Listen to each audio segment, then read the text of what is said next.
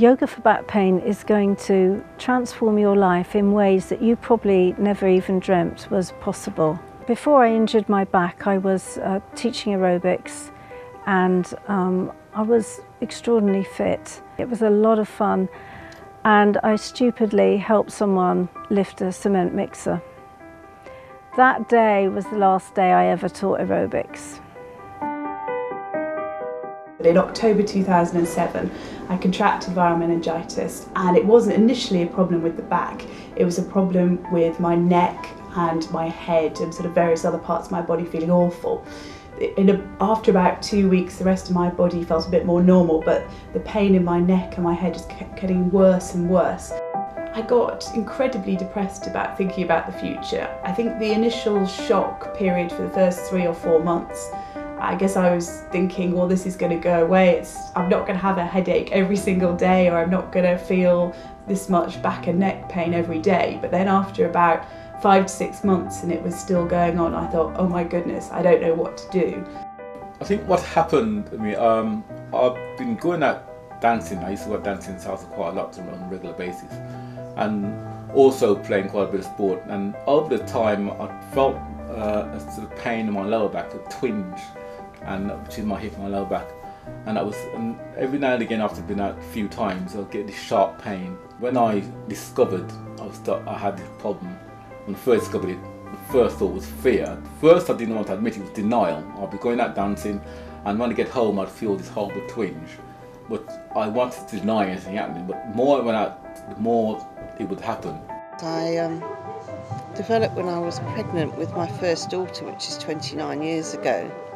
Basically, I was getting pains down the back of my leg, and it was getting worse and worse, and I thought, oh, when I've had the baby, it'll go away. And actually it was worse. And it all came to a head really one day when I was out in Brixton locally, and I couldn't walk. It was completely out of the blue, and it was really devastating. I play football a lot, and I used to play football regularly, and I felt initially my back starting to ache after each game, and also my legs, the top of my legs and my thighs became frozen. It's almost like I had a heavy dead leg which I couldn't move, and that pain transcended into my back. At that point I knew something was affecting me quite seriously. I used to take painkillers and manage it that way, which is only a temporary ease, and it didn't really ease the problem, but on a day-to-day basis, that's what I had to do. The Yoga for Back Pain Toolkit is really geared for anybody, especially people who have probably never even thought of doing yoga, but they have a back problem and want to do something about it. I'd heard about it and sort of read, things about yoga, about the benefits of it, so I thought I'd give it a try. Learning about the breathing, how to get my spine to start unravelling, learning to not do what you tend to do very naturally when you've got sciatica, which is you just keep fidgeting and stretching your leg out, and it just doesn't do a thing. If anything, it just aggravates it. Even if I only do a bit, it really helps for 2 reasons. Partly because I think even just doing, say, 10 sun salutes actually makes a big difference in terms of flexibility, and I can feel the next day that I've definitely done yoga the day before. But also doing a little bit is very helpful psychologically.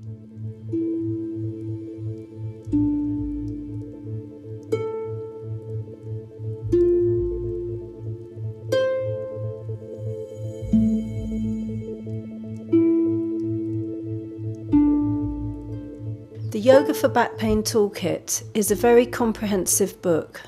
It has 3 modules. Module 1 is the foundation, and it's full of background information. It goes into the philosophy, anatomy, and all the ins and outs of yoga and why it was suitable for back pain.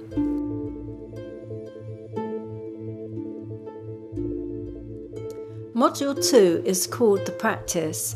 It has 60 postures which are suitable for anybody, any level and any injury.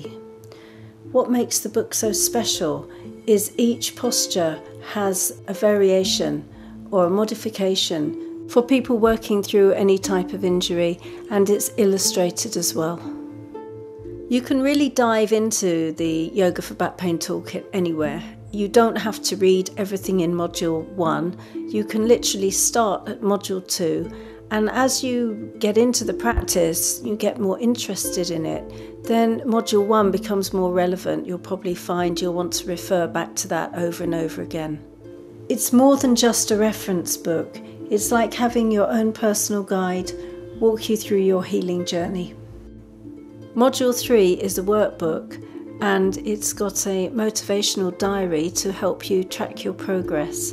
And it's also got some lessons that we've written for you. And as you progress, you can start to design your own lessons and log your progress.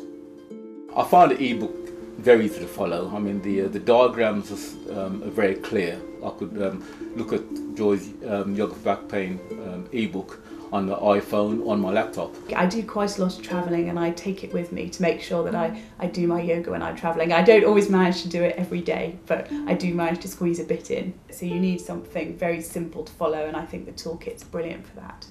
Anybody can use it. You don't have to have ever done yoga before to be able to just click straight into what it's all about. 10 minutes a day is all I need.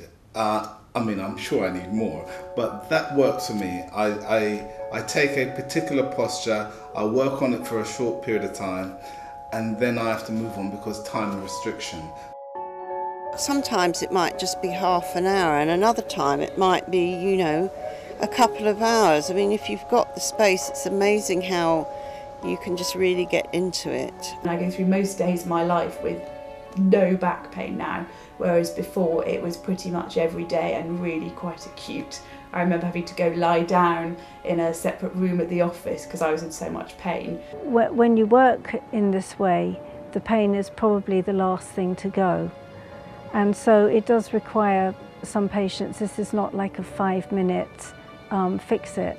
But having embarked on this program, most of my pupils and most of my experiences, you would start with a program of yoga for back pain and end up being able to do a general yoga class. It's changed my life actually. Before it was really the back pain and the neck pain was sort of determining what I was able to do, whereas now I just don't really think about it. Yoga can be so beneficial for so many other issues, not just back pain. Helps it with stress, with any kind of stiffness, aging problems, just about anything you can think of. Yoga's going to be beneficial, and this is just the very beginning of your healing journey.